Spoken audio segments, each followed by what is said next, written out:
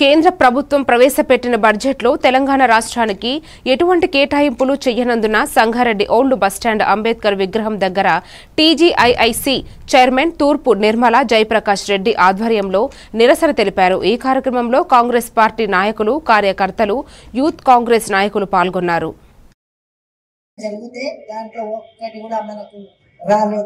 తెలంగాణ ప్రభుత్వంలో 8 మంది ఎంపీలు గెలిస్తే అందులో 2 కేంద్ర మంత్రులు అయి కూడా తెలంగాణకు మరి ఏమి చేయలేదంటే వాళ్ళు రాజకీయంగా మరి వాళ్ళు పనికిరాదని అనిపిస్తుంది. ఎందుకంటే మనం ఆశ పెట్టుకున్నాం, ఇంతమంది గెలిచిండ్రు, మన కోసం తెలంగాణ కోసం కొట్లాడి నిధులు తెస్తారంటే మరి అడగలేదు అంటే నిజంగా వాళ్ళు రాజకీయంగా వాళ్ళకు ఇది లేదు, వాళ్ళకు మరి మనసు రాలేదా, కావాలని చేస్తుందనే ప్రజలు గమనిస్తున్నారు.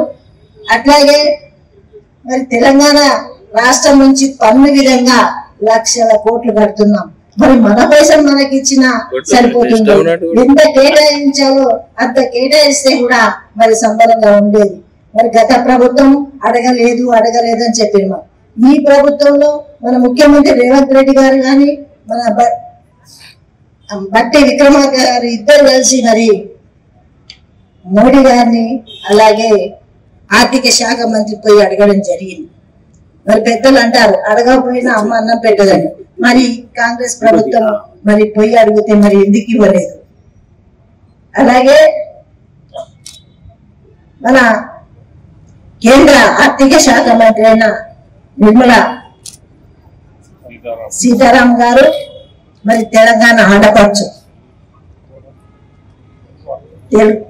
తెలంగాణ ఆడపడుచుగా, తెలంగాణ బిడ్డగా, తెలంగాణ కోడలిగా మేము గౌరవిస్తున్నాం. ఆ బడ్జెట్ లో మహిళలకు కూడా ఏమి ఇవ్వలేదు. తెలంగాణ రాష్ట్ర మహిళలకు కూడా ₹1 ఇవ్వలేదు. తల్లి నువ్వు ఉన్నావు, మేము అంటున్నాం ఆడపిల్లలుగా. నేను కూడా అడుగుతున్నా, మరి ఆడవాళ్ళు ఈ రోజు సమానంగా ఓట్లు వేస్తున్నారు, అన్నిట్లో రాజకీయంగా, ఆర్థికంగా అన్నిట్లో ముందుకు వస్తున్నారు. మరి ఆడపిల్లలు నీకు కనిపించలేదా? ఆడపిల్లలు నీకు ఇది లేదా? నీకు సపోర్ట్ లేదా? ఈ రోజు మరి ఆడవాళ్ళను కూడా కించపరిచే విధంగా చేసిందని కాంగ్రెస్ పార్టీ మిమ్మల్ని ప్రశ్నిస్తుంది.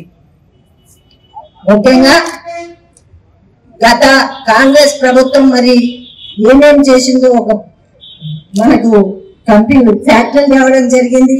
మరి మనకున్న నిధులతో ఎన్నో అభివృద్ధి చేయడం జరిగింది. మరి 10 ఏళ్ళు పరిపాలించిన బీజేపీ ప్రభుత్వం ఇప్పటి వరకు కూడా ఏమీ చేయలేదు.